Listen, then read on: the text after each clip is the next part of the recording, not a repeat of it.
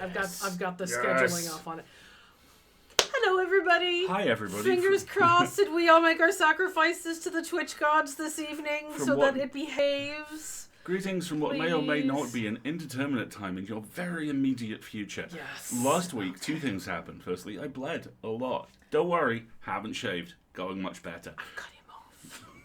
Or not, as the case might be. Moving on. Self 5 for the big dog. Okay, go on. Go on with yourself. You're very cute. Okay. Secondly, last week we actually beat an Yes, that's all-time exactly it, Zolia. We sacrificed Discord very briefly to the Twitch god. Yes. Fingers crossed. Yeah, I believe last week the record was a 16-minute 16-minute delay lag. by the time we got to the end of Naomi and Mick intentionally trying to break the record. Hijack. You know, it was a good time for all involved, let's just say. 1 week from Friday is when our fiber is getting installed, and I'm going to stock up on snacks and be very polite, but I'm not letting the technician leave until I have the fast juice. So I'm really, really hoping that to the extent any of this may be coming from our end, which we haven't been able to diagnose. Would you like the fast juice with me? Very much so. Yeah. I would very much like the internet fast juice, please. So, hello! How are you? How is everybody? I'm okay. How are you? I'm good. This is the whole we do 3 things on the stream. Because we're actually going to do 3 things on the stream this time. We did 3 things on this show. The first and most important one, at least for you, short term, is the opening monologue. The idea behind this is really simple. This is the equivalent to the adverts and the trailers in movie theatres, except for the fact that it's you in your house getting a drink and a snack and hydrating and taking any meds you might need, making sure your pets aren't starting another fight club. God damn it, Bosco, we've been over this. You know, all of that good stuff. Then, once that's done, we will commence with the main content of tonight's program. Which will be spooky stories, which is totally on the list for all the new emojis we want to have made. And it is a classic. Yes, well, it's really good, and we'll have a lot to talk about. Oh, we will. You read the story, and you're like, this is really short, it zings along, and then you do the word count, and it's over 6,000 words, which is a pretty long, short story. so it'll be very good. And all I could do is think, is Marguerite GMing it? What am I GMing, Eldritch? There's a leveraged tabletop RPG. In fact, there is. It's Hold on. right there, isn't it? Hold on. Vamp. Vamp. There are also leveraged novels. One of them takes place at San Diego Comic-Con. It's really good. Of course I have the leverage RPG.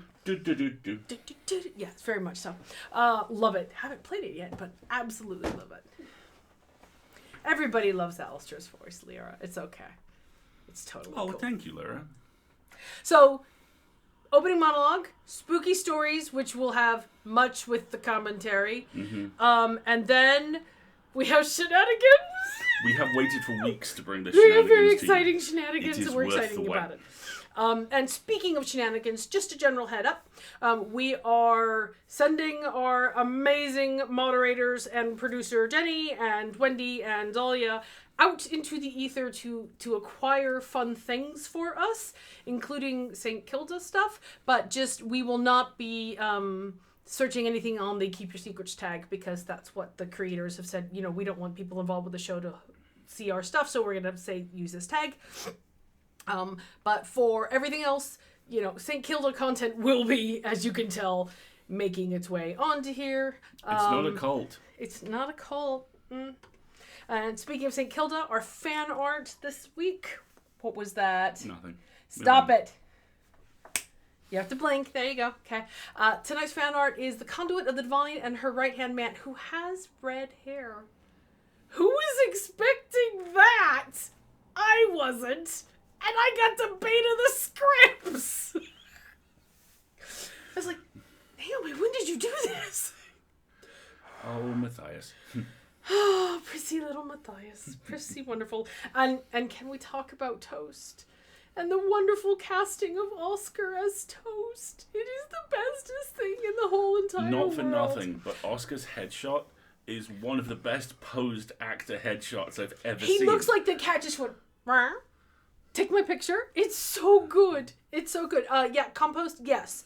There is, much like the do not archive tag for Magnus Archives, there is keep your secrets for St. Kilda, which is a way for you to indicate that you do not want people involved with the show to read your content, and we will be respecting that as we are searching for St. Kilda themed things. I'm just waiting for Oscar to throw up the finger console. Finger pause, more accurately. How do you finger pause? Don't. Just did it. No. Finger pause. Chungus's costume this week. In other news, we did the fungus one. Fungus of Chungus. The fungus of Chungus. Because we have not... Oh, I was just making... I updated it very quickly last minute, and I was just making sure it accurately came across. Because he hasn't been one for a while, and because, beige, yellow, thematic... We'll come back to this. He's doing very, very well. The boy is in a buoyant We've health. started doing overnight proofs, so I'll remember that I need to feed him way too late in the day to actually rise and bake a loaf of bread. So what I will do is I will mix it all up and put it in the fridge. And then in the morning, I will at some point remember he's there and take him out for an hour and turn on the oven and bake him. and I am less pressured to remember, which works really well. Mm-hmm. Shake him and make the raw mushrooms wibble wobble, okay? They kind of do. They kind of do. It's been a while since Chungus had any new costumes. I'm just tired. I should update his list. He needs one with a beardy glory. He does have, I believe, at least one beard. Possibly from the Christmas, Ghosted Christmas present, if I remember correctly. I think it's just the one beard so far. But, Yes. There we go. All right. Is that everything? Is that all the business for the... Pretty much. Scope creep happens. Don't worry, buddy. Scope creep happens when compost. It's fine. Right, shall we do a monologue? Let's do the monologue. All right. Guess who's back for the monologue? Ladies and gentlemen and friends of all ages and every kind, it gives me tremendous pleasure to welcome back Mr. Nate Houseband Crowley. Exactly. The man, the legend, the occasionally dead Roman. Yeah, in a hot tub. That was really fun. Occasionally dead Roman in a hot tub who doesn't understand hot tubs, or how to maybe not drown. Or maybe the fact that he's dead. Or maybe the fact that he's dead. The newly clean shaven, I should point out. I love this. Look, Alasdair corpse counted. Here we go. Marguerite corpse counter loaded. All right, let's do this.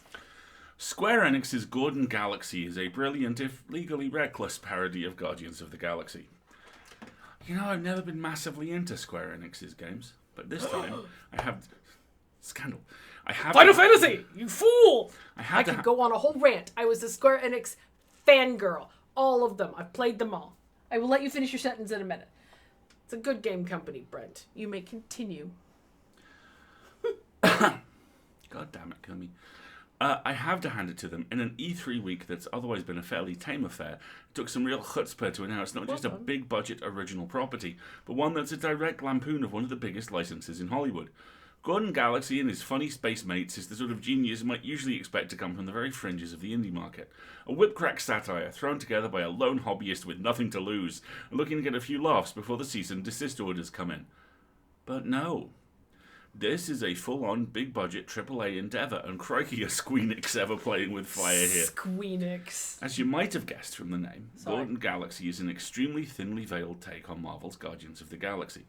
Puts you in the role of the eponymous Gordon for a third-person action-adventure romp, supported by the rest of his crew, the funny space mates. Oh, God. There's the hulking Drinks, whose cybergoth Kratos makeover just about makes him legally distinct from Dave Bautista's Drax. Seriously? Is this a real thing? I'm not sure. I gotta look this up. Plus the sober-minded green assassin Gamono, the walking shrub Good, catchphrase, I'm good. Oh no. And the bafflingly named Wrinkly Rodeo, who's some kind of vile mammal not dissimilar to a raccoon.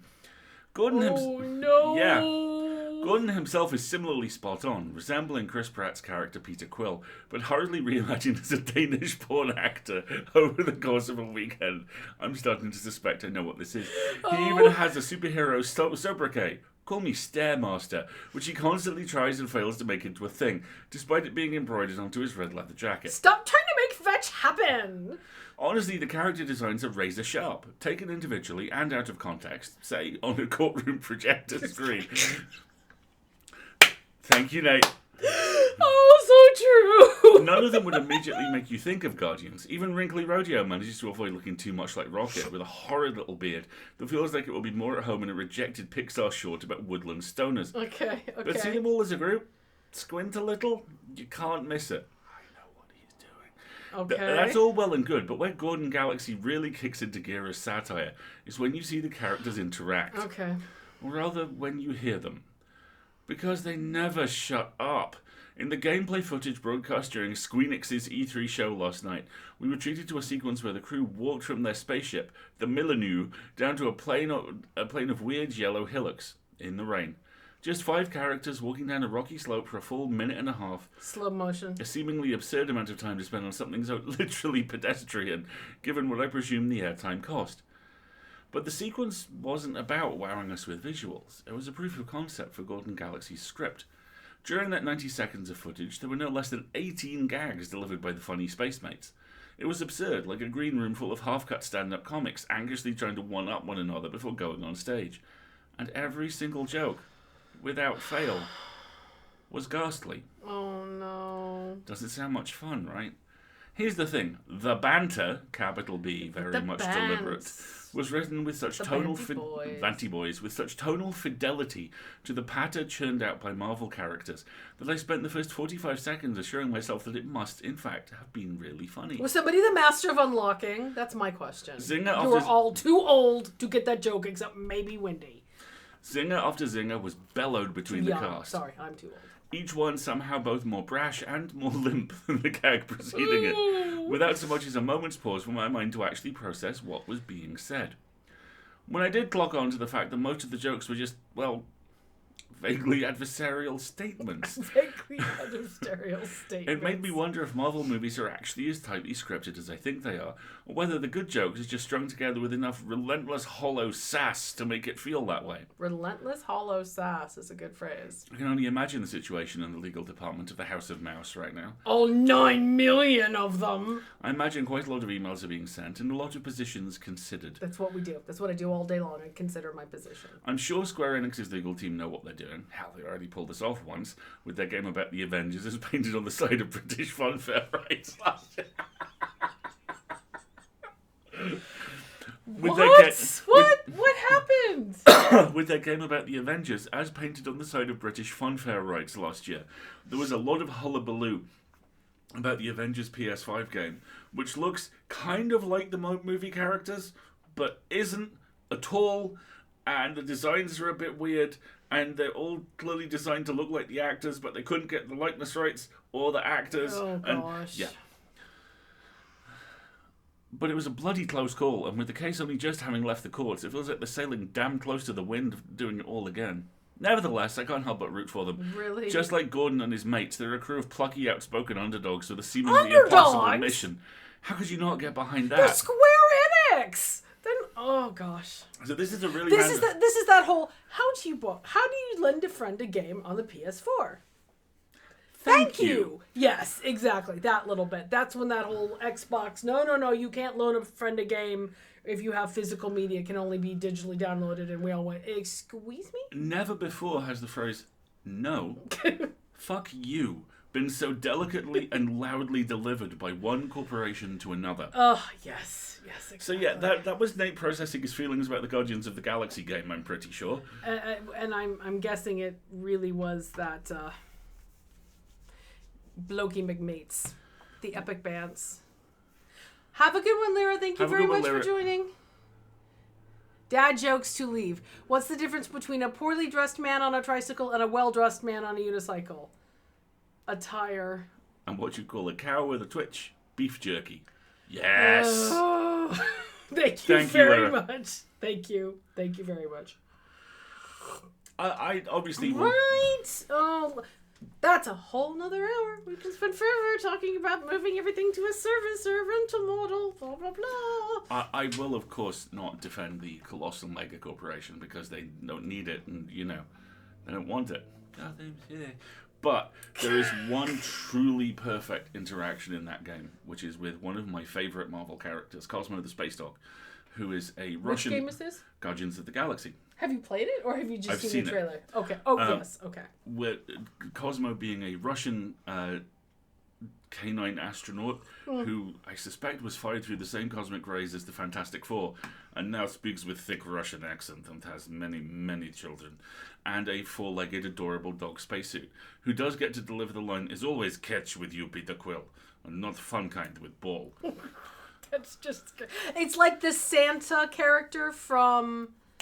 Rise of the Guardians. Yes, everybody loves the this sleigh. I love him so much. He's my favorite character in that You have movie. good trip? Yeah, I love being knocked on the head and dragged through a wormhole in a sack. Oh, good, good. Was my idea. Yeah, exactly. How you been, everybody? Hey, folks. How you been? Busy. I know. We're doing that thing when we're doing a million things again. Lots of stuff going on at the moment. So it's a day that ends in Day with a Y at the end. Yeah. But some of that stuff that we are doing that is important is like making space to relax and yelling at skeletons until they fall apart. Yellington at skeletons. Checking every chest that ever existed in Skyrim in case it has money in it. Yes. And there's a lot of couch cushions in Skyrim. I'm just saying. And I'm delighted to report I have turned Norman Reedus into a post-apocalyptic highwayman. It is so cool. I have got to a section in Death Stranding where the weird cargo cult who worship the mail and don't actually care what's in it, they just like to get it. And yes, there's disturbing emotional resonance there, and I don't like it. I don't like it at all. Says the guy who grew up as a small child on an island where everything was delivered by post, and the post was the greatest thing in the world. I'm not saying I would absolutely be a mule in Death Stranding, but I'm not saying that. But there are several little mule factions around where I'm operating right now, and they all have trucks. Little baby trucks. And I nick them a lot.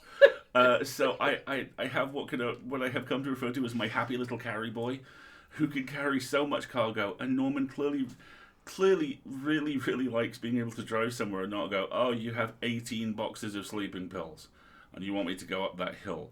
But it's okay, you've given me some trousers." Have I mentioned Death Stranding is a very weird game? Yeah, alright. Clunk. Now you just throw them in the back of the truck and fuck off. It's great. I've also been building... Happy little carry boy. Yes. I've also been building roads. Maybe Wendy can make a happy little carry boy costume. That would be kind of cool. That would be interesting. So that's been going on, and I hit a deadline at work, which I'm really pleased about. And that's something which may be possible to talk about at some point soon. Who knows? My favourite episode of The West Wing is Celestial Navigation. You did that on purpose. And I also started taking myself to novella school tonight. Cool. Wendy opens Google document. Because I need to learn how to write novellas. Have a lovely evening, Forrest. Thanks for joining us. Thank you, Forrest. Hollow will await you, of course. So I started reading novellas and I'm making notes on how to write them. Yay. Good. That's convenient. Yes, that's the thing you need to learn how to do. All right, shall we set up what story we are going to be regaling people with this evening? Bye, Forrest. Have a good one. Button? There's the button. I don't know. There's the button. Right, so I have to yawn. Bam. And now you are all yawning too. Look at his face. This week's story is The Yellow Wallpaper by Charlotte Perkins Gilman. Now, some of you, hello Scott, are probably familiar with this already. We have run it on Pseudopod once, I believe. It is a classic. Yeah, it is. It's one of those cornerstones of... Is it Victorian? Late Victorian, early Edwardian? Yeah. Horror. There's a lovely quote, actually, that I found in the research from a feminist literary critic who's arguing that it is one of the kind of iconic texts of feminist horror. And apparently when it was released at the time, there was a lot of criticism of how dark and grim Gilman's work is. And her rebuttal to this is brilliant, which is she's a direct contemporary of Edgar Allan Poe. And they cover very similar ground, and we still read him.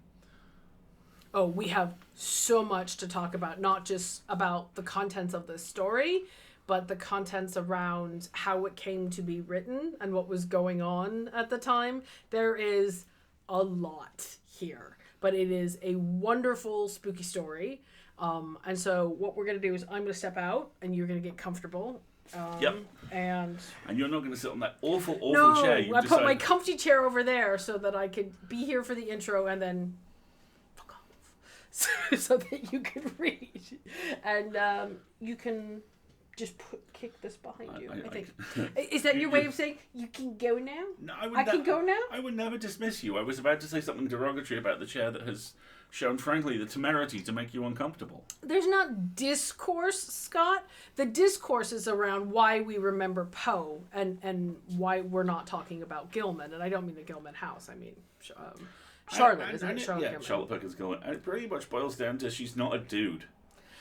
Which is pretty basically much, the reason for all the shit in horror. Right, so let's go over the content warnings for the story, just so everybody's well informed and can make good choices for themselves about if they want to step away or if they want to stick through with us. This is gaslighty as hell. Yeah, horror themes, mental health and trauma, and socio-political themes and mentions of illness. So, as always, there is a link to the full content warnings there in the stream.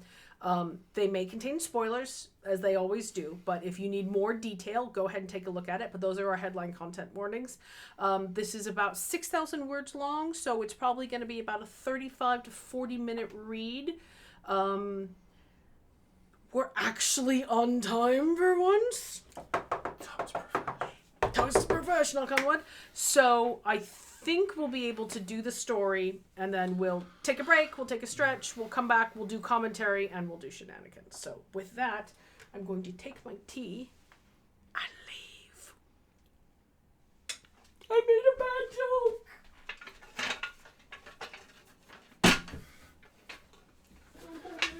And when she says leave, she means, It's a pun! Make like a tree and leave? Take my tea and leave. Oh, no, because of the car. Keep up, Shepherd. All right. Alrighty. Nerd. Oh, hey, where's my phone? Oh, no. Oh, here it is. Can I have that? Because then I can push the buttons. Thank you. I'm going to try and push the buttons anyway. Oh, hold on. Speaking of which, you have to push a button. Which one? The one that says, I'm going to read you a story. That button I just pushed right there. See, there's the name of the story. Nice. Very cool. The Yellow Wallpaper by Charlotte Perkins Gilman. It is very seldom that mere ordinary people like John and myself secure ancestral halls for the summer. A colonial mansion, a hereditary estate, I would say a haunted house, and reach the height of romantic felicity, but that would be asking too much of fate. Still, I will proudly declare that there is something queer about it. Else, why should it be let so cheaply? And why have stood so long untenanted? John laughs at me, of course, but one expects that in marriage. John is practical in the extreme. He has no patience with faith, an intense horror of superstition, and he scoffs openly at any talk of things not to be felt and seen and put down in figures. John is a physician, and perhaps, I would not say it to a living soul, of course, but this is dead paper and a great relief to my mind. Perhaps that is one reason I do not get well faster. You see, he does not believe I am sick. That's absolutely the wrong story. No, it's not. Tonight we're reading The Ghost Summons by What? Ada Brisson and The Christmas Goblins by Charles Boyce Dickens. That's wrong. I'll fix it. Don't Alrighty. Keep going. No worries. Sorry, Vamp. everybody. Vamp. And what can one do if a physician of high standing and one's own husband assures friends and relatives that there is really nothing the matter with one but temporary nervous depression, a slight hysterical tendency? What is one to do? If a physician of high standing and one's own husband assures friends and relatives that there is really nothing the matter with one but temporary nervous depression, a slight hysterical tendency, what is one to do? My brother is also a physician and also of high standing, and he says the same thing. So I take phosphates or phosphites, whichever it is, and tonics, and journeys, and air, and exercise, and I'm absolutely forbidden to work until I am well again. Personally, I disagree with their ideas. Personally, I believe that congenial work with excitement and change would do me good, but what is one to do? I did write for a while, in spite of them. But it does exhaust me a good deal, having to be so sly about it, or else meeting with heavy opposition. I sometimes fancy that in my condition, if I had less opposition and more society and stimulus, but John says the very worst thing I can do is to think about my condition, and I confess it always makes me feel bad. So I will let it alone, and I will talk about the house. The most beautiful place. It is quite alone, standing well back from the road, quite 3 miles from the village. It makes me think of English places that you read about, for there are hedges and walls and gates that lock, and lots of separate little houses for the gardeners and people. There is a delicious garden. I never saw such a garden, large and shady, full of box-bordered paths and lined with long grape-covered arbours, with seats under them. There were greenhouses too, but they are all broken now. There was some legal trouble, I believe. Something about the heirs and co-heirs. Anyhow, the place has been empty for years. That spoils my ghostliness, I am afraid. But I don't care. There is something strange about the house. I can feel it. I even said to John one moonlight evening, but he said what I felt was a draught, and shut the window. I get unreasonably angry with John sometimes. I'm sure I never used to be so sensitive. I think it is due to this nervous condition. But John says if I feel so, I shall neglect proper self-control, so I take pains to control myself, before him at least, and that makes me very tired. I don't like our room one bit. I wanted one downstairs that opened on the piazza and had roses all over the window and such pretty old-fashioned chintz hangings, but John would not hear of it. He said there was only one window and not room for 2 beds, and no near room for him if he took another.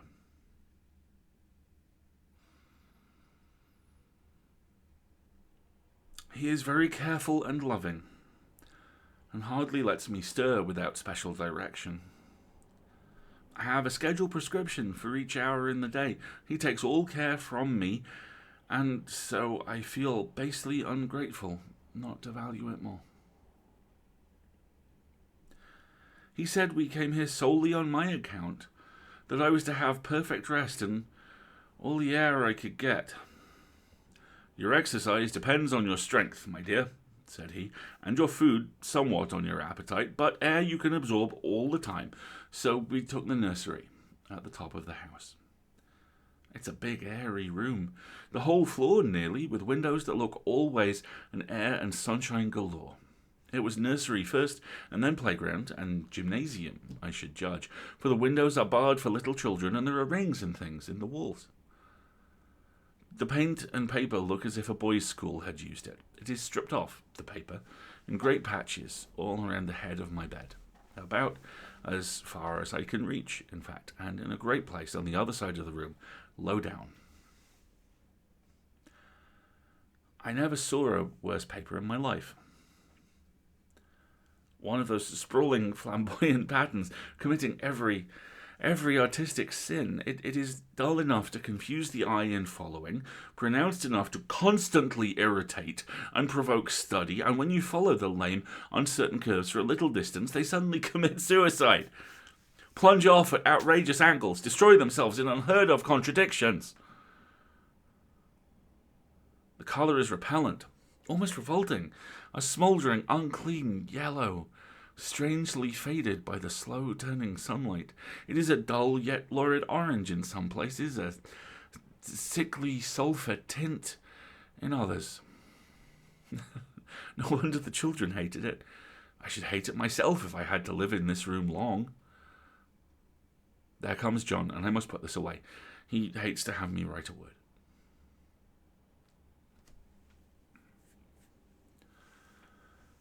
We have been here 2 weeks. I haven't felt like writing before since that first day. I am sitting by the window now, up in this atrocious nursery, and there is nothing to hinder my writing as much as I please, save lack of strength. John is away all day, and even some nights when his cases are serious. I am glad my case is not serious. But these nervous troubles are dreadfully depressing. John does not know how much I really suffer. He knows there is no reason to suffer, and that satisfies him. Of course it is only nervousness. It does weigh on me so, not to do my duty in any way. I meant to be such a help to John, such a real rest and comfort, and here I am, a comparative burden already. Nobody would believe what an effort it is to do what little I am able to dress and entertain and other things. It is fortunate Mary is so good with the baby. Such a dear baby. And yet I cannot be with him. It makes me so nervous. I suppose John was never nervous in his life. He laughs at me so about this wallpaper. At first he meant to repaper the room, but afterwards he said that I was letting it get the better of me, and that nothing was worse for a nervous patient than to give way to such fancies. He said that after the wallpaper was changed it would be the heavy bedstead, and then the barred windows, and then that gate at the head of the stairs, and so on. You know the place is doing you good, he said, and really, dear, I don't care to renovate the house just for a 3 months' rental. Then do let us go downstairs, I said. There are such pretty rooms there. Then he took me in his arms and called me a blessed little goose, and said he would go down to the cellar if I wished and have it whitewashed into the bargain.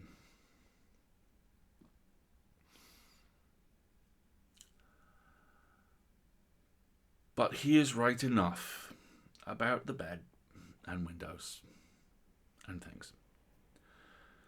It is as airy and comfortable a room as anyone need wish, and of course I would not be so silly as to make him uncomfortable just for a whim. I'm really getting quite fond of the big room, all but that horrid paper. Out of one window, I can see the garden. Those mysterious, deep-shaded arbours, the riotous, old-fashioned flowers and brushes and gnarly trees. Out of another, I get a lovely view of the bay, and a little private wharf belonging to the estate. There is a beautiful shaded lane that runs down there from the house. I always fancy I see people walking in these numerous paths and arbours, but John has cautioned me to not give way to fancy in the least. He says that with my imaginative power and habit of story-making, a nervous weakness like mine is sure to lead to all manner of excited fancies, and that I ought to use my will and my good sense to check the tendency. So I try. I think sometimes that if I were only well enough to write a little, it would relieve the press of ideas, and it would rest me, but I find I get pretty tired when I try. It is so discouraging not to have any advice and companionship about my work. When I get really well, John says we will ask Cousin Henry and Julia down for a long visit, but he says he would as soon put fireworks in my pillowcase as to let me have those stimulating people about now.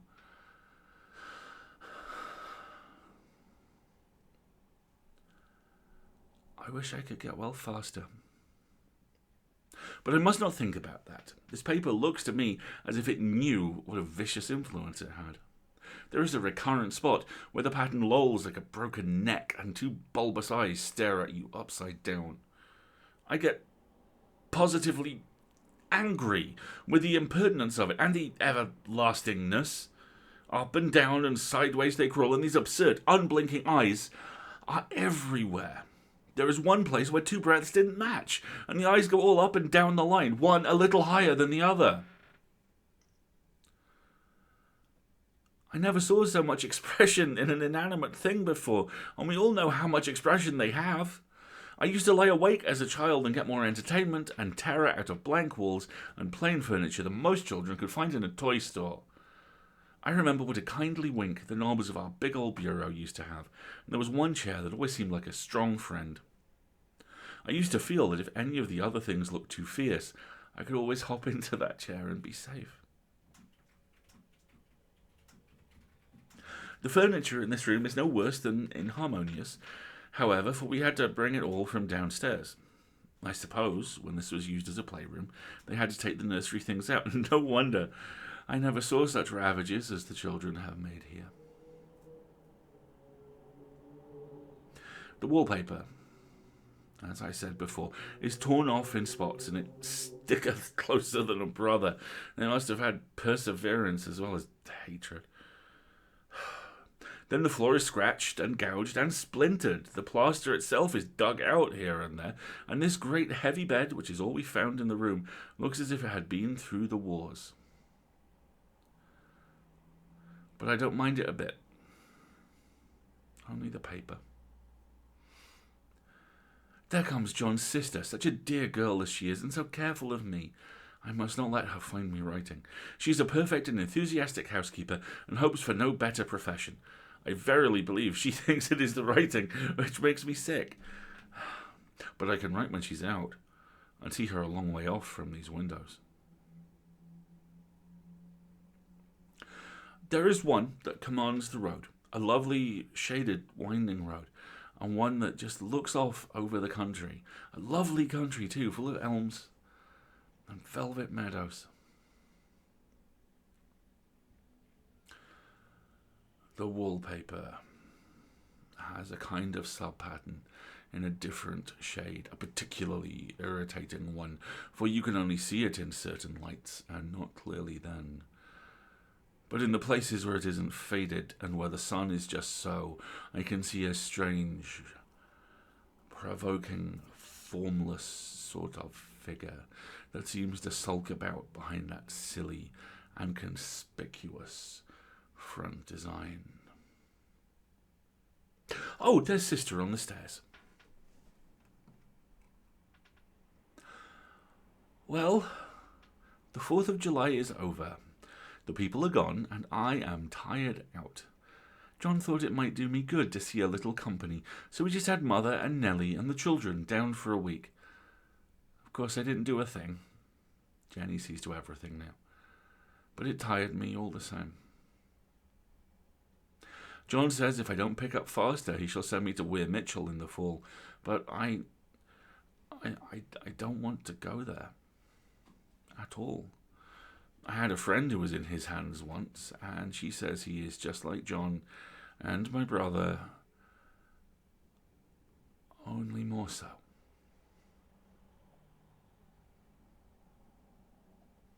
Besides, it is such an undertaking to go so far.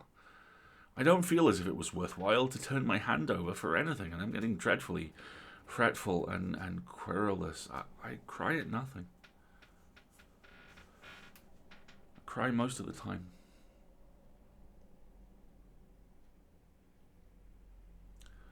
Of course I don't when John is here or anybody else, but when I'm alone. And I am alone a good deal just now. John is kept in town very often by serious cases, and Jenny is good and lets me alone when I want her to. So I walk a little in the garden or down that lovely lane. I sit on the porch under the roses and lie down up here a good deal. I'm getting really fond of the room in spite of the wallpaper. Perhaps because of the wallpaper. It dwells in my mind so. I lie here on this great immovable bed. It is nailed down, I believe, and follow that pattern about by the hour. It is as good as gymnastics, I assure you. I start, we'll say, at the bottom, down in the corner over there, where it has not been touched, and I determine for the 1000th time that I will follow that pointless pattern to some kind of conclusion. I know a little of the principle of design, and I know this thing was not arranged on any laws of radiation or alternation or repetition or symmetry or anything else that I have ever heard of. It is repeated, of course, by the breaths, but not otherwise. Looked at in one way, each breath stands alone, the bloated curves and flourishes. A kind of debased Romanesque with delirium tremens go waddling up and down in isolated columns of fatuity, but on the other hand they connect diagonally, and the sprawling outlines run off in great slanting waves of optic horror, like a lot of wallowing seaweeds in full chase. The whole thing goes horizontally, too. At least it seems to. And I exhaust myself in trying to distinguish the order of its going in that direction. They have used a horizontal breadth for a frieze, and that adds wonderfully to the confusion. There is one end of the room where it's almost intact, and there, when the cross lights fade and the low sun shines directly upon it, I can almost fancy radiation after all. The interminable grotesques seem to form around a common centre and rush off in headlong plunges of equal distraction. It makes me tired to follow it. I will take a nap, I guess. I don't know why I should write this.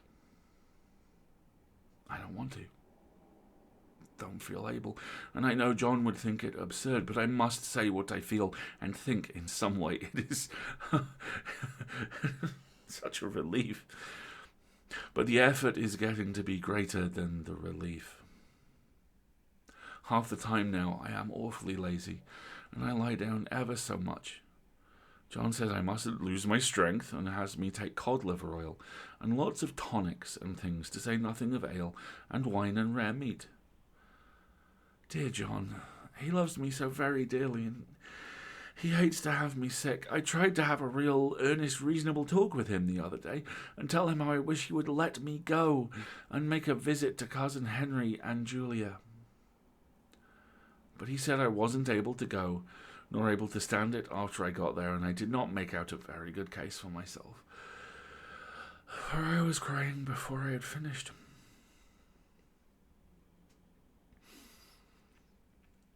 It is getting to be a great effort for me to think straight.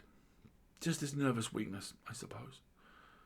And dear John gathered me up in his arms, just carried me upstairs, and laid me on the bed, and sat by me, and read to me till it tired my head.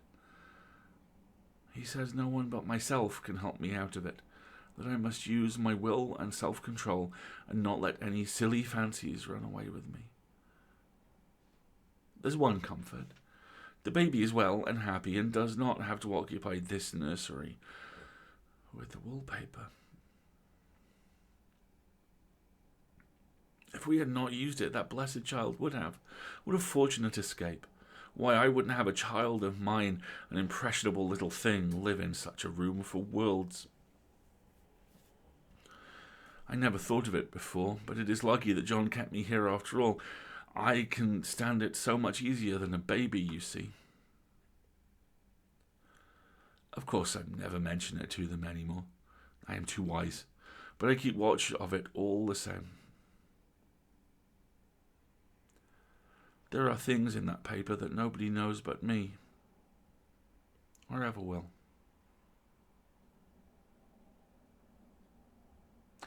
Behind that outside pattern, the dim shapes get clearer every day.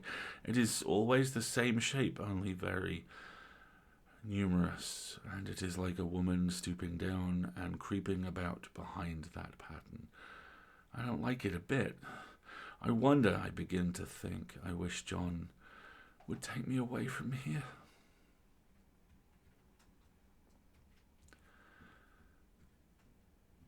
It is so hard to talk about my case with John because he is so wise and because he loves me so, but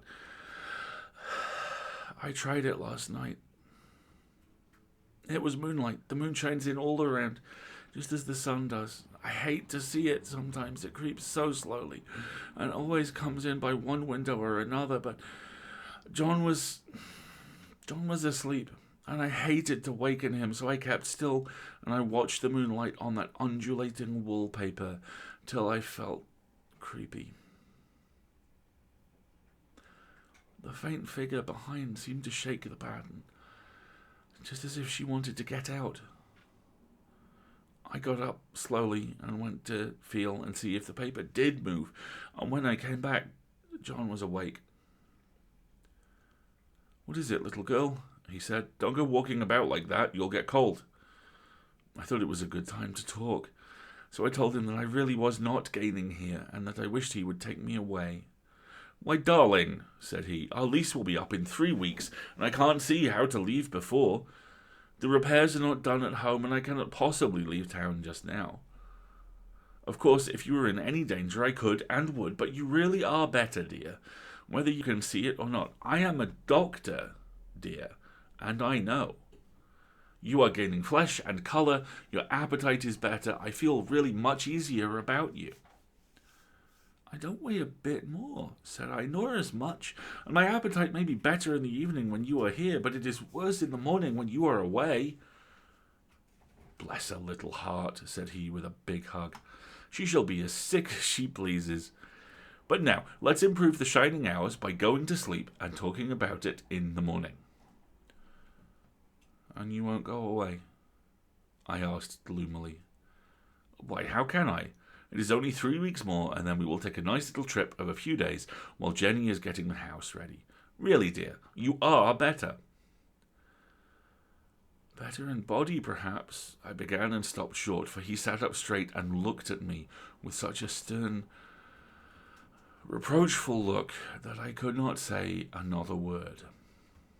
"My darling," said he, "I beg of you, for my sake, and for our child's sake, as well as for your own, that you will never for one instant let that idea enter your mind. There is nothing so dangerous, so fascinating to a temperament like yours. It is a false and foolish fancy. Can you not trust me as a physician when I tell you so?" So of course I said no more on that score, and we went to sleep before long. He thought I was asleep first. I wasn't.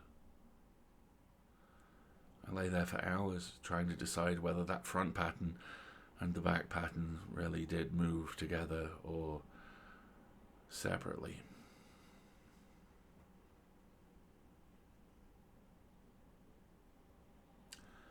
On a pattern like this, by daylight, there is a lack of sequence, a defiance of law that is a constant irritant to a normal mind. The colour is hideous enough and unreliable enough and infuriating enough, but the pattern is torturing. You think you have mastered it, but just as you get well underway in following, it turns a back somersault, and there you are. It slaps you in the face, knocks you down, tramples upon you. It is like a bad dream. The outside pattern is a florid arabesque, reminding one of a fungus. If you can imagine a toadstool in joints, an interminable string of toadstools, budding and sprouting in endless convolutions, why, that is something like it. That is, sometimes.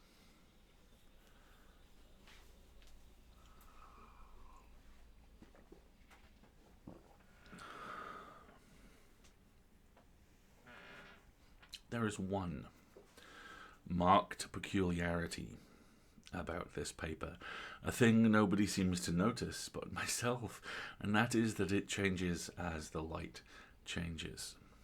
When the sun shoots in through the east window, I always watch that first long, straight ray. It changes so quickly that I can never quite believe it, and that is why I watch it always. By moonlight, the moon shines in all night when there is a moon. I wouldn't know it was the same paper. At night, in any kind of light, in twilight, candlelight, lamplight, and worst of all, moonlight, it becomes bars. The outside pattern, I mean, and the woman behind it is as plain as can be. I didn't realize for a long time what that thing was that showed behind that dim sub-pattern, but now I am quite sure it is a woman. By daylight she is subdued, quiet. I fancy it is the pattern that keeps her so still. It is so puzzling, it keeps me quiet by the hour. I lie down ever so much now. John says it is good for me and to sleep all I can. Indeed, he started the habit by making me lie down for an hour after each meal. It is a very bad habit. I'm convinced, for you see, I don't sleep. And that cultivates deceit, for I don't tell them I'm awake. Oh no.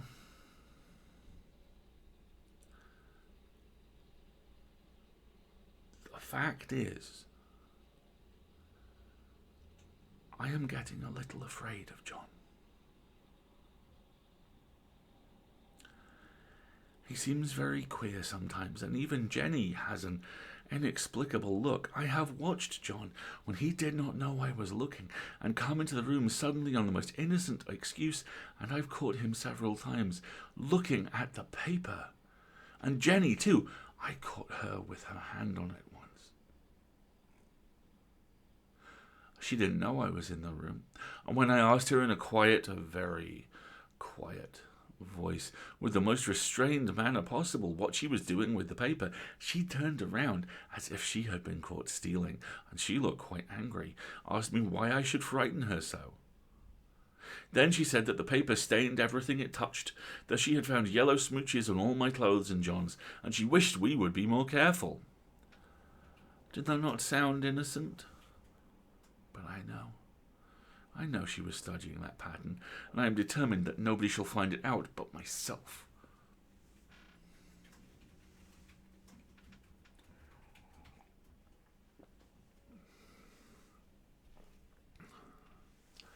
Life is very much more exciting now than it used to be. You see, I have something more to expect, to look forward to watch. I really do eat better, and I'm more quiet than I was. John is so pleased to see me improve. He laughed a little the other day and said I seem to be flourishing in spite of my wallpaper. I turned it off with a laugh. I had no intention of telling him it was because of the wallpaper. He would make fun of me. He might even want to take me away. I don't want to leave now, until I have found it out. There is a week more. I think that will be enough.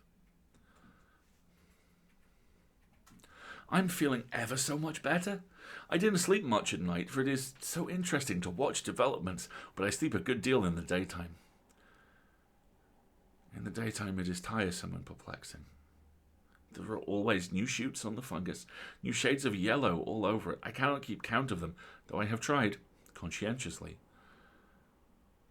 It is the strangest yellow, that wallpaper. It makes me think of all the yellow things I ever saw, not beautiful ones like buttercups, but old, foul, bad, yellow things. But there is something else about the paper. The smell! I noticed it the moment we came into the room, but with so much air and sun it was not bad. Now we have a week of fog and rain, and whether the windows are open or not, the smell is here. It creeps all over the house. I find it hovering in the dining room, skulking in the parlour, hiding in the hall, lying in wait for me on the stairs. It gets into my hair. Even when I go to ride, if I turn my head suddenly and surprise it, there is that smell. Such a peculiar odour, too. I have spent hours in trying to analyse it to find what it smelled like. It's not bad. At first, very gentle, but quite the subtlest, most enduring odour I ever met. In this damp weather, it is awful. I wake up in the night and find it hanging over me. It used to disturb me at first. I thought seriously of burning the house to reach the smell, but now I am used to it. The only thing I can think of that it is like is the colour of the paper. A yellow smell. There is a very funny mark on this wall, low down, near the mopboard. A streak that runs around the room. It goes behind every piece of furniture except the bed. A long, straight, even smooch, as if it had been rubbed over and over. I wonder how it was done. I wonder who did it. I wonder what they did it for. Round and round and round. Round and round and round. It makes me dizzy. I really have discovered something at last. Through watching so much at night when it changes so, I have finally found out. The front pattern does move. And no wonder. The woman behind shakes it. Sometimes I think there are a great many women behind, and sometimes only one, and she crawls around fast, and her crawling shakes it all over. And then, in the very bright spots, she keeps still, and in the very shady spots, she just takes hold of the bars and shakes them hard, and she is all the time trying to climb through. But nobody could climb through that pattern. It strangles so. I think that is why it has so many heads. They get through. And then the pattern strangles them off and turns them upside down and makes their eyes white. If those heads were covered or taken off, it would not be half so bad.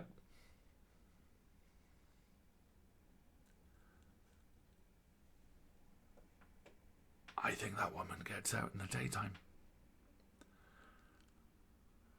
And I'll tell you why. Privately. I've seen her. I can see her out of every one of my windows. It is the same woman, I know, for she is always creeping, and most women do not creep by daylight. I see her on that long shaded lane creeping up and down. I see her in those dark grape arbours creeping all around the garden. I see her on that long road under the trees, creeping along, and when a carriage comes, she hides under the blackberry vines. I don't blame her a bit. It must be very humiliating to be caught creeping by daylight. I always lock the door when I creep by daylight. I can't do it at night, for I know John would suspect something at once, and John is so queer now that I don't want to irritate him. I wish he would take another room. Besides, I don't want anybody to get that woman out at night but myself. I often wonder if I could see her out of all the windows at once, but turn as fast as I can only ever see her out of one at a time. And though I always see her, she may be able to creep faster than I can turn. I have watched her sometimes away off in the open country, creeping as fast as a cloud shadow in high wind. If only that top pattern could be gotten off from the under one. I mean to try it, a little by little. I have found out one other funny thing, but I shan't tell it this time. It does not do to trust people too much. There are only 2 more days to get this paper off, and I believe John is beginning to notice. I don't like the look in his eyes. And I heard him ask Jenny a lot of professional questions about me. She had a very good report to give. She said I slept a good deal in the daytime. John knows I don't sleep very well at night, for all I'm so quiet. He asked me all sorts of questions, too, and pretended to be very loving and kind, as if I didn't see through him. Still, I don't wonder he acts so, sleeping under this paper for 3 months. It only interests me, but I feel sure John and Jenny are secretly affected by it. Hurrah! This is the last day, but it is enough. John is to stay in town overnight and won't be out until this evening.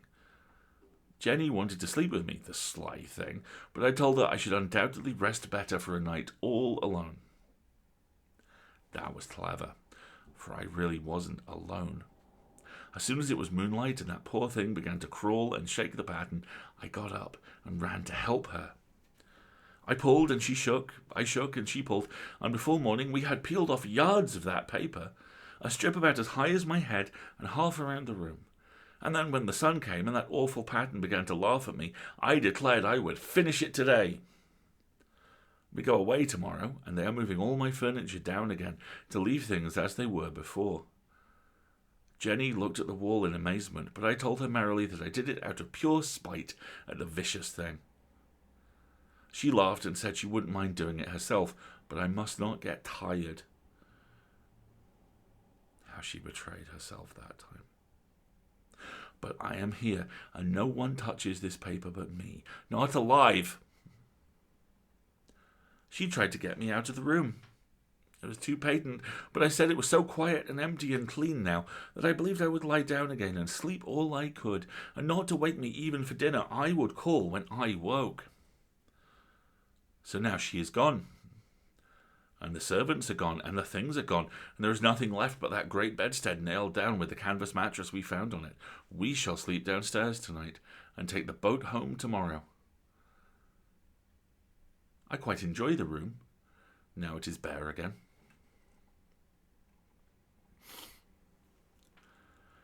How those children did tear about here. The bedstead is fairly gnawed, but I must get to work. I have locked the door and thrown the key down into the front path. I don't want to go out. I don't want to have anybody come in till John comes. I want to astonish him. I've got a rope up here that even Jenny did not find. If that woman does get out and tries to get away, I can tie her. But I forgot I could not reach far without anything to stand on, and this bed will not move.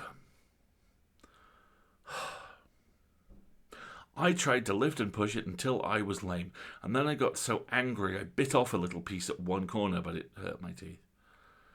Then I peeled off all the paper I could reach standing on the floor. It sticks horribly, and the pattern just enjoys it. All those strangled heads and bulbous eyes and waddling fungus growths just shriek with derision. I am getting angry enough to do something desperate. To jump out of the window would be admirable exercise, but the bars are too strong even to try. Besides, I wouldn't do it. Of course not.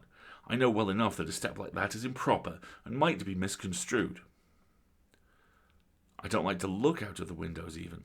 There are so many of those creeping women, and they creep so fast. I wonder if they all came out of that wallpaper, as I did. But I am securely fastened now by my well-hidden rope. You don't get me out in the road there. I suppose I shall have to get back behind the pattern when it comes night, and that is hard. It is so pleasant to be out in this great room and creep around as I please. I don't want to go outside. I won't, even if Jenny asks me to. For outside you have to creep on the ground and everything is green instead of yellow. But here I can creep smoothly on the floor, and my shoulder just fits in that long smooch around the wall, so I cannot lose my way. Oh, there's John at the door. It is no use, young man. You can't open it. How he does call and pound. Now he's crying for an axe. It would be a shame to break down that beautiful door. John dear, said I in the gentlest voice, the key is down by the front steps, under a plantain leaf.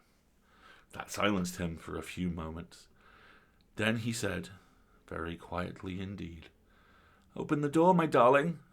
I can't, said I. The key is down by the front door, under a plantain leaf. And then I said it again, several times, very gently, very slowly, and said it so often that he had to go and see, and he got it, of course, and came in. He stopped short by the door. What is the matter? he cried. "For God's sake, what are you doing?" I kept on creeping just the same, but I looked at him over my shoulder.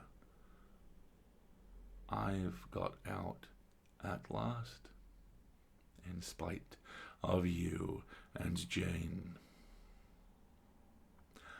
I've pulled off most of the paper, so you can't put me back."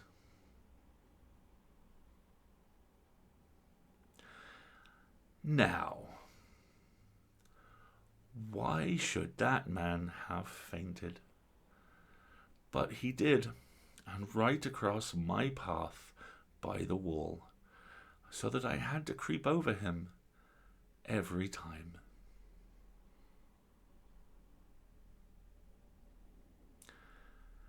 And there we go. Shall we take a little break? Let's take a little break. Do some redecorating. Refresh our taste, and then we will come back and we will talk about this story. I should push the right button. Okay, we'll be right back.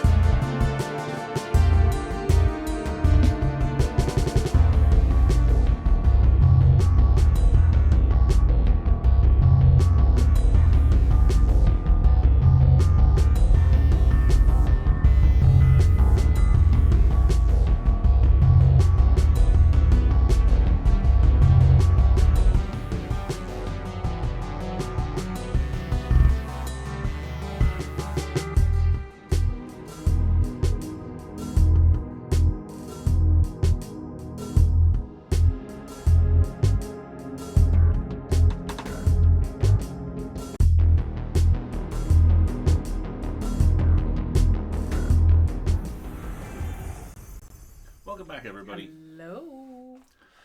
So, Where do you want to start? Seriously. Like, where do you even want to start with something like that? possibly with the fact that a good chunk of it's drawn from life. Yeah. So, here comes the fun part. The author was suffering from postpartum depression. There's a reference to having just delivered a baby. And the doctor that she references in the story, Weir Mitchell, pioneered what was called the rest cure, i.e. for a whole range of conditions which we know right now are psychiatric, that would involve minimal stimulation, isolation, no social contact for weeks, months, extended periods of time. prison. Solitary confinement, that thing they consider inhumane. And Charlotte was a writer and was furious that her husband confined her to rest. And she wasn't allowed to work. And yeah, just stay alone in a room with your psych issues. Yes, that's totally helpfully and usable. This story was her exact what she wrote as soon as she got out of that. Her editor was a woman, I believe. Yeah, my understanding is as well that got out of that is Room and Marriage. Yeah, God, lucky. I'm glad she was able to do that. But yeah, throw that whole entire man just directly into the sea. Oh, Thank you pretty you little very thing. much. Get the Talking about her in the third person while she's standing right there. I'm like, I'm gonna smack you, son of... Anyway. Yes. So, lush language, though. Wonderful, isn't it? The way that the story starts, horrible situation, unreliable narrator, develops, gets deeper, gets supernaturally influenced, gets deeper, gets darker. Oh gosh, it's really good. It's really, really good. The moment in there which really made me go, oh shit, is the reference to perhaps there were loads of women in the wallpaper and they'll get out like I did. Yeah. Well, that's the end of it. At the end of it, you get the whole internalization of the narrative. Well, she has put herself in the position of the entities that she is seeing, and it's about her escaping, and it's that self-reinforcing thing about where cause and effect get mixed up, where you're like, did I cause that smudge on the floor, or am I projecting the smudge on the floor based on my actions, or all sorts of things. And it's such a fantastic means of telling a story, and it's one which actually crosses genres. Interestingly, this has been adapted a whole bunch. Yeah. There's a Twilight Zone episode version of it. It's been adapted for the stage multiple times. There are 7 audio versions, which is really nice. Cool. Yeah. And we'll drop the wiki page in the show notes, which has a link to a good chunk of them.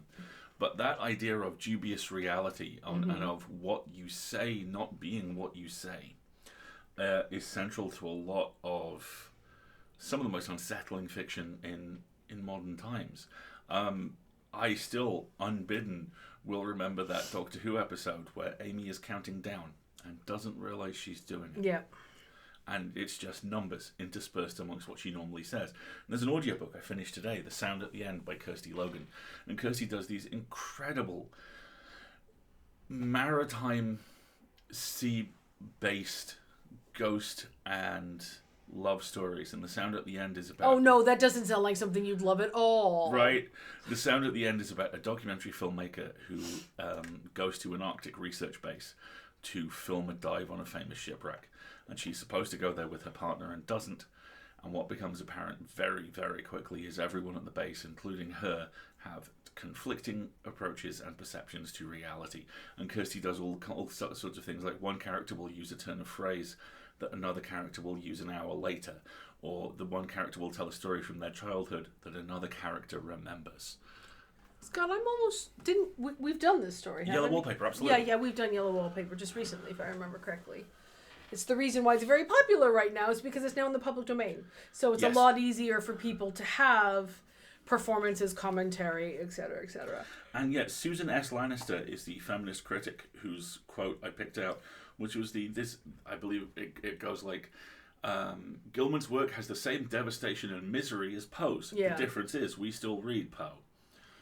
Right? It's that horrific marginalization of women's issues or mental conditions that we stigmatize. And I mean, like, just look at the way she's treated. She's not treated like a person.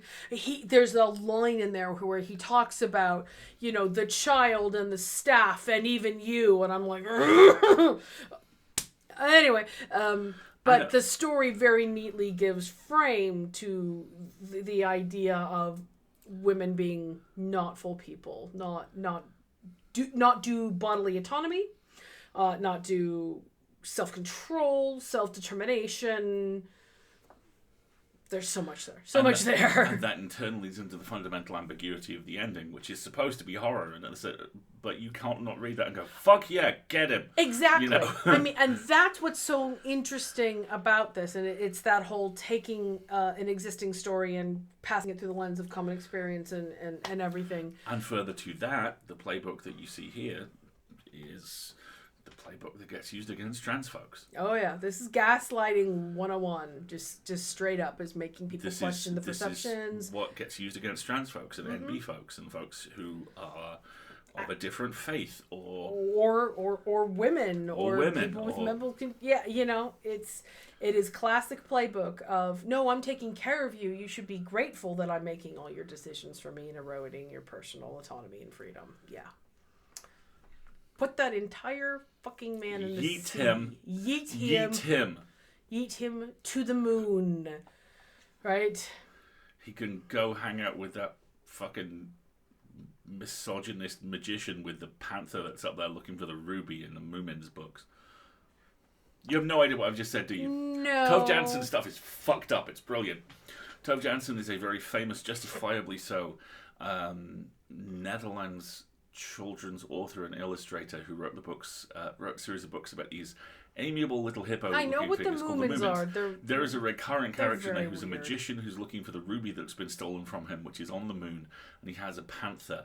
And I think it's around the same time an asteroid hits Moomin Valley, and you just go, what? Cocaine is a hell of a drug. Yeah, exactly. Whatever that was very strange. So yes, wonderful story. She's got a very developed body of work, if I remember correctly. But, you know, she's not Poe, so she's harder to find. But you can put that up against The Telltale Heart. Same pace, you know, same creeping sense of dread, same development, same unreliable narrator perspective. Casco and Montalado, except the slow burn's better Yeah, in exactly. this than it is in that. Oh, and you can abso-freaking-lutely give that whole story a gay lens as well. The idea that the husband's never home, they sleep in two separate beds, but he insists on being in the same room, he's never home, brings in his sister to take care of her. I mean, I know it was more common for women to share a bed and sleep in the same bed in that period of time, but that is easily made into text. The connective tissue between this and the Brisson piece, which yeah, I love the chat loved so much that, so let me get this straight. You're pimping your husband out to death? Yeah. Cool. Yeah. Yeah, exactly. There are many modern lenses that give this. It's a sign of how good the writing is that we are still learning new things about it and taking new insights from it with new perspectives. Exactly. So very much later. And also, I mean, from a personal point of view, it speaks to, there's a thing which I really struggle with working in horror as a professional, which is certainly in the UK, the tendency for a lot of folks to go, yes, but what about this old dead white guy?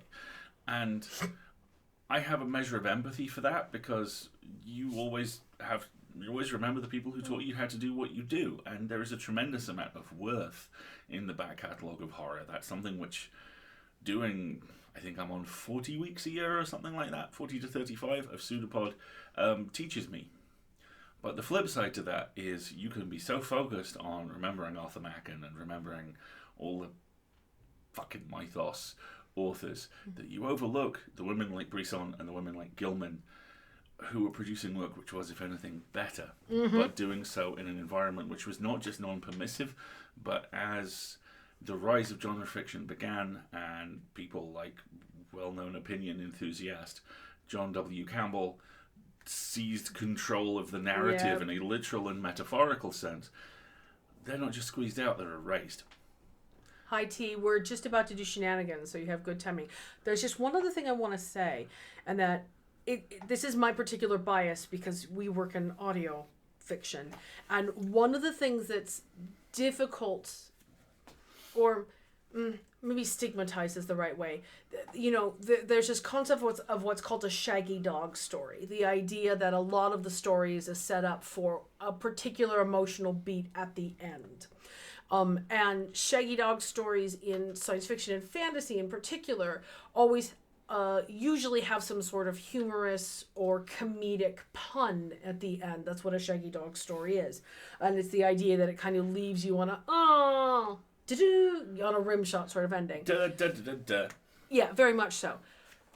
This is almost like the anti-shaggy dog story, and this particular time period of horror was really, really good at that slow burn development that ends in the true moment of right at the very end, I think. Yeah. And so I really like that work of this time period as it enters the public domain is getting much more attention, not just in, analytical circles, but in performance circles, because it speaks to that idea of kind of, the play format, the boom, there's a big thing at the end, and it leaves you wanting more and having a cathartic emotional moment at the end, even if that catharsis is not necessarily relaxing, but it is the invoking of a strong emotion. I really like that. And this is a moment of bitter irony, given that Campbell wrote this original story.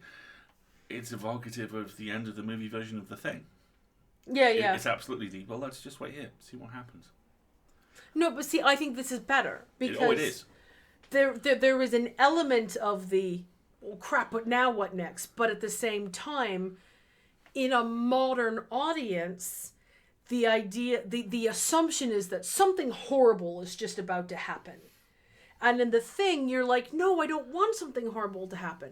But as a modern audience engaging with this story, I absolutely want something horrible to happen to that piece of trash man right now. Oh. And I'm just going to sit here and eat my popcorn and applaud while she does it.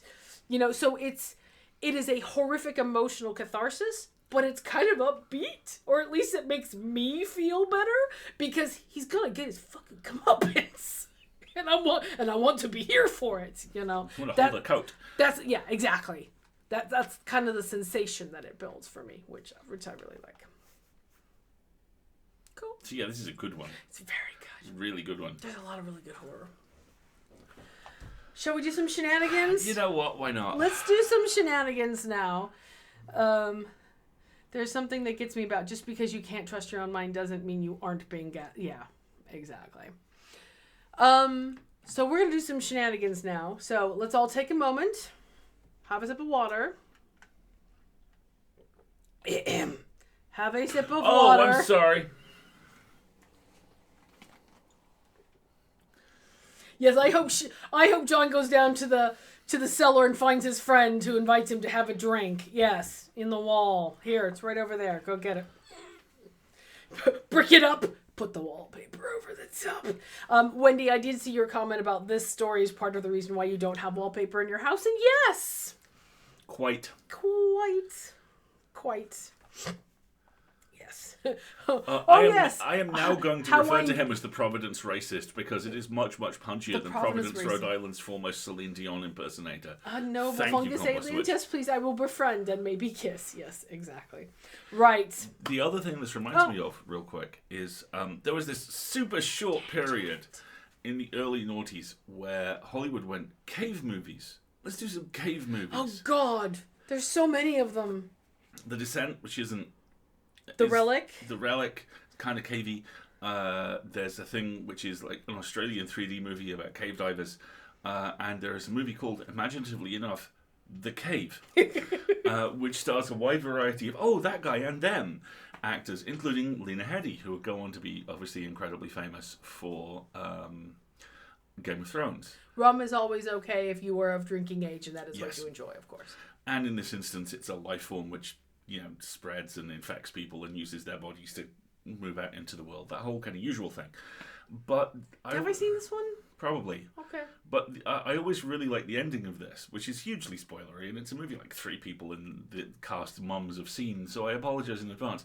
Where the survivors get out, and it's a couple of months later, and they're relaxing at a coffee shop in Rome, ironically. Mm. And then Lena Headey's character, who died, sits down across from them, lowers her shades, and has the inhuman irises of the monster. And she just goes, "Be seeing you," and walks off into a crowd and disappears. Lovely. Love it, love it, love it. Thank you. I'm so glad you like Tamo Shatner. I did not so much read that as attack it. Yeah, I think you were giggling at several times during the recording as well. Sarah Connor Chronicles, yes, very much so. Best TV show that deserved multiple other years ever. One of my favorite genres, Compost Witch, is the people the Providence racist was racist against writing cosmic horror. We have whole collections of that kind of stuff, like Cassandra Khan, Premi Muhammad, and lots of folks going the whole, "Oh, you're an asshole? Well, let's play in your sandbox then." Yes, I'm very fond of that genre. Right. Are you ready for a shenanigan? Yes, I'm going to start rating this one, and when I collapse into giggling, then you can take over, shall we? All right. All right. Everybody ready for shenanigan? You got a beverage? You got a snack? The cat is no longer meowing. Mick, bring us Oscar. We should have Oscar on the stream. That would be amazing. That would be really, really amazing. We could do a whole session just on Cosmic Horror Resurgence. It's so brilliant. But instead, because it's getting late, we're going to read you something silly. Yeah, we are.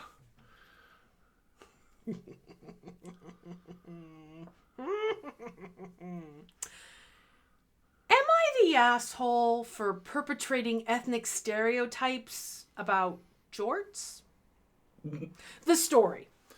We have 2 workplace cats in one area of our worksite. They add value to the worksite. We all love the cats, and the worksite cat presence is not the issue.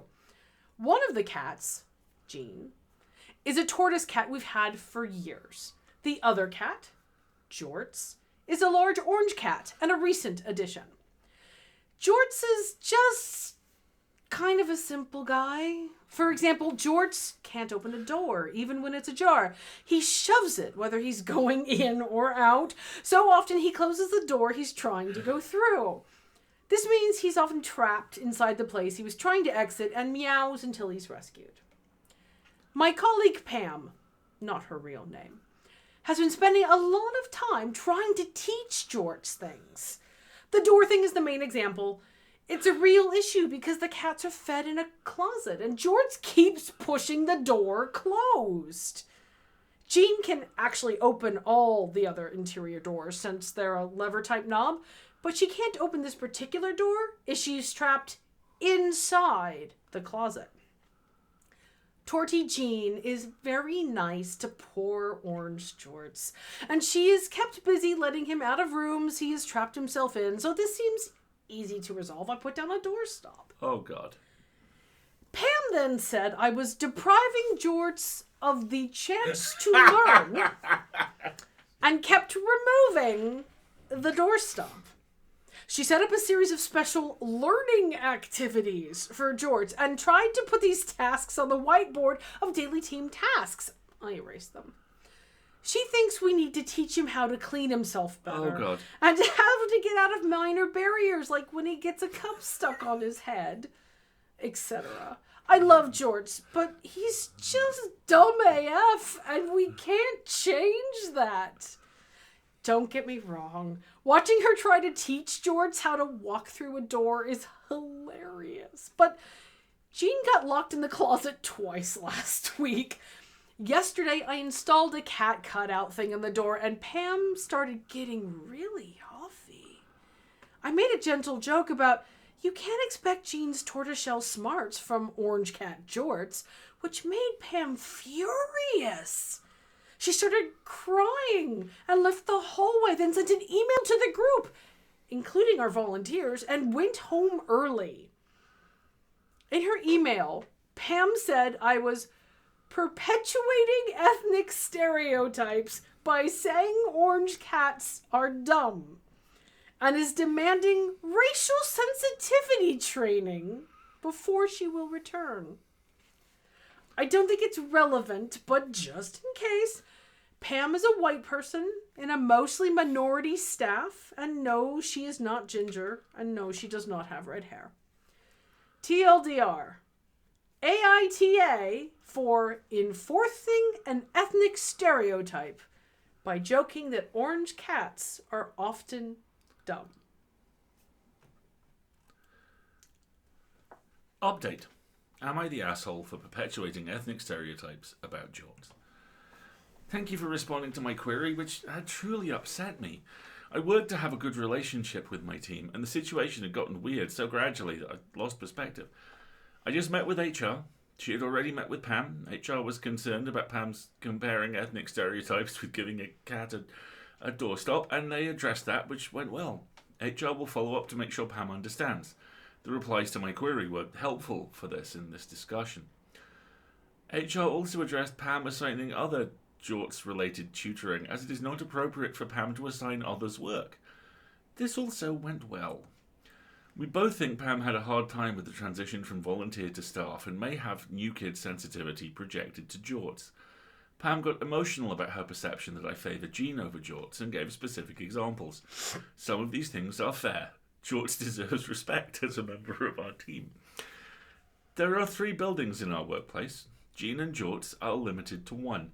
HR told me there were 5 holdouts about vaccines, and restricting unvaccinated people from entering the building to protect Jean and Jorts was enough to win over 4 of them. That's crazy. But it is great. More importantly, the cat's presence greatly enhances our work with our clients, and Jort's friendly nature has been so great. Both cats are truly doing important work. Jorts really does deserve to be treated with respect. We all deserve to be treated with dignity at work, so I will apologise to Jorts about some things that were insensitive or disrespectful. A. Jean has a nice cat bed with her name on it, while Jorts has chosen an old boot tray in my office with a towel. Recently, a visitor put wet boots in the boot tray, and Pam saw Jorts sleeping on the wet boots.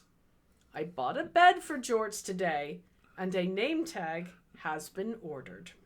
B. I will apologise to Jorts and remove the sign saying, "Days since Jorts has had a trash can mishap." 0. Jorts likes to fish dirty paper cups out, and he often falls into the bin or gets a cup stuck on his head. He is able to get out of the bin by tipping it over, so it isn't a safety issue. C. Jean's staff bio has a photo of Jean, while Jort's bio has a photo of a sweet potato. I did not actually know either cat had a staff bio, but we will use photo of Jorts instead of a sweet potato. HR also suggested changing Pam's duties so she is in charge of the cats. This I refused. The cats are my staff, not Pam's. I think Pam was well-intentioned, but not actually meeting the needs of either Jean or Jorts, so they remain under my supervision. Pam is also not to put cups on Jort's head or intentionally put him into frustrating situation given his unique needs.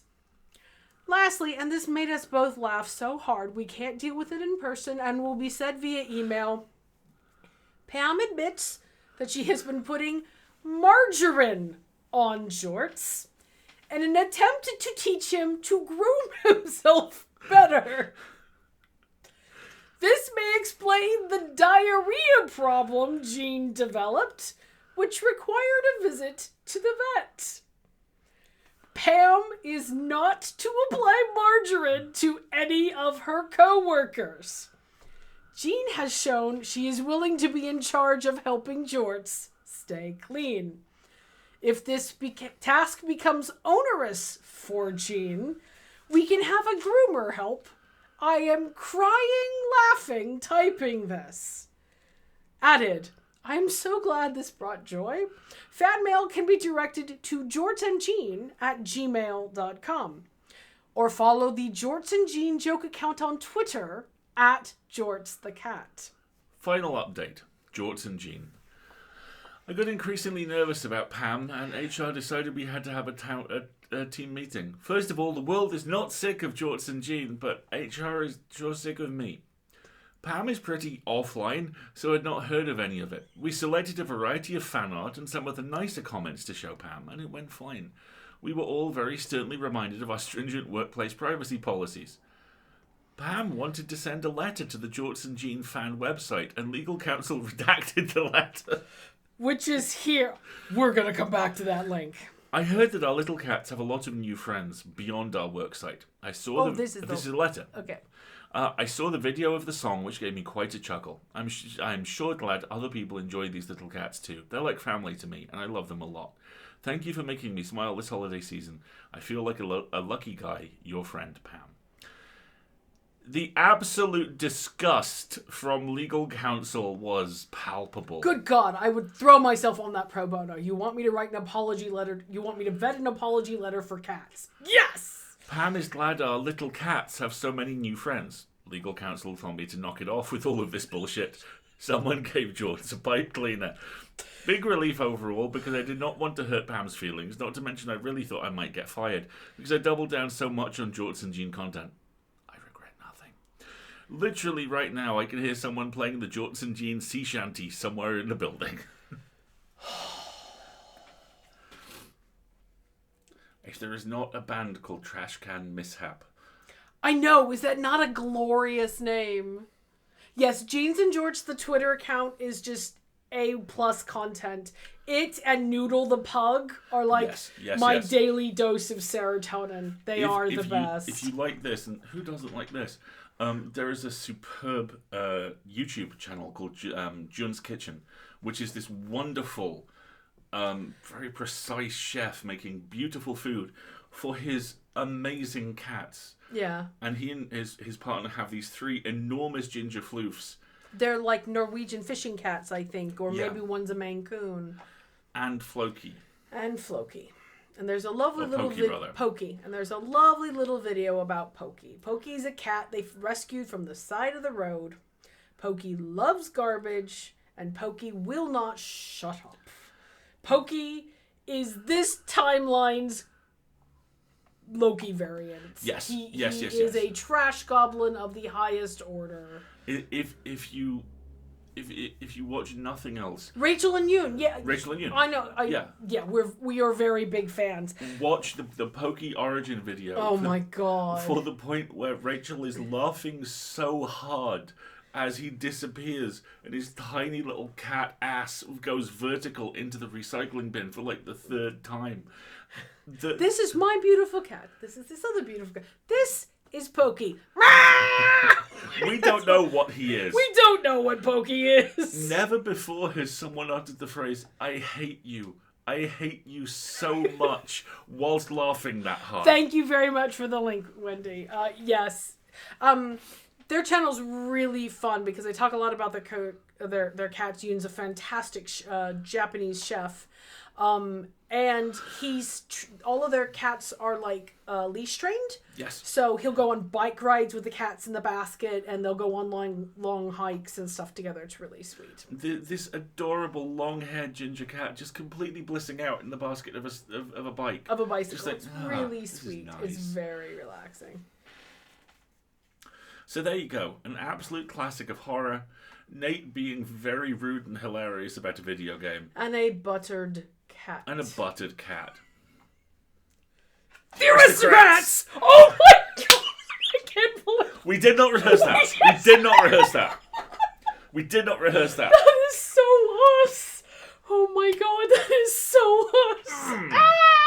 Help! Help! We're sharing a brain. Help! Help! Help!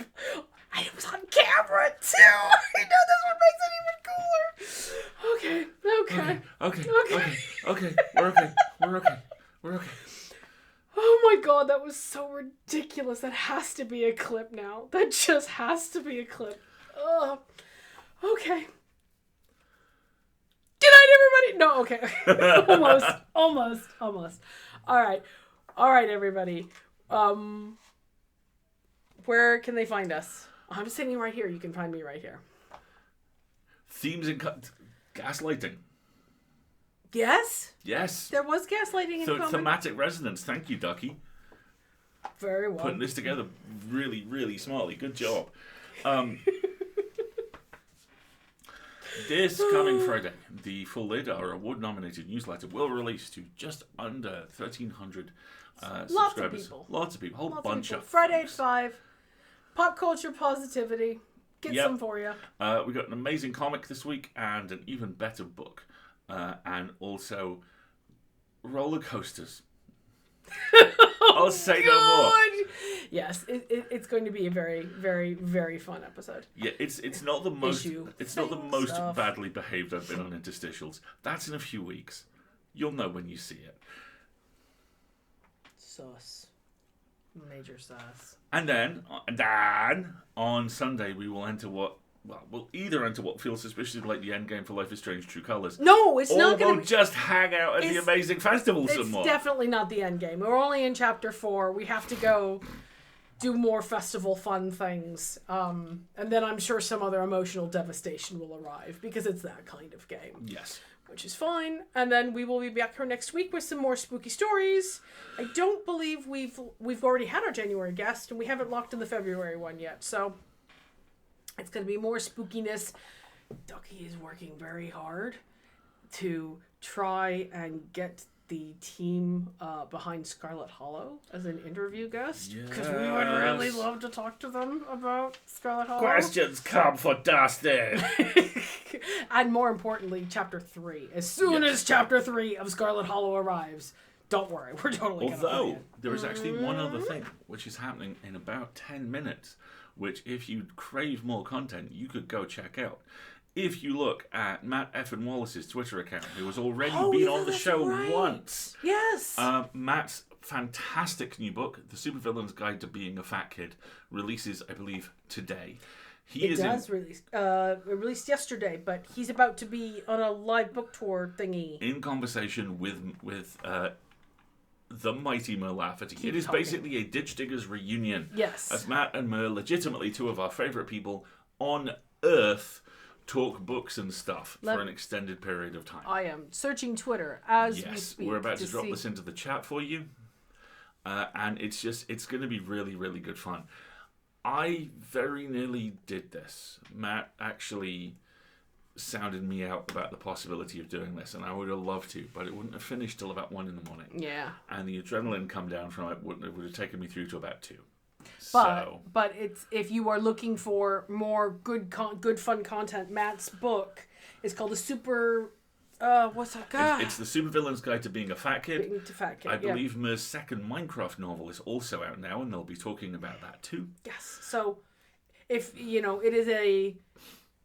this is Bedtime Stories, not TFL. But have we interviewed people for TFL? We've interviewed a bunch of people for TFL. But not Matt or Mer. Anyway, they're good friends. They're good books, Brent. If you need more content... They're good authors, Brent. They're good authors. If you need some more content, please, by all means, step on over to that. I'm sure they'd be thrilled to see you. Yeah. Alrighty. Okay. I've been Alasdair. I've been Marguerite. And this has been fun. We'll see you soon, folks.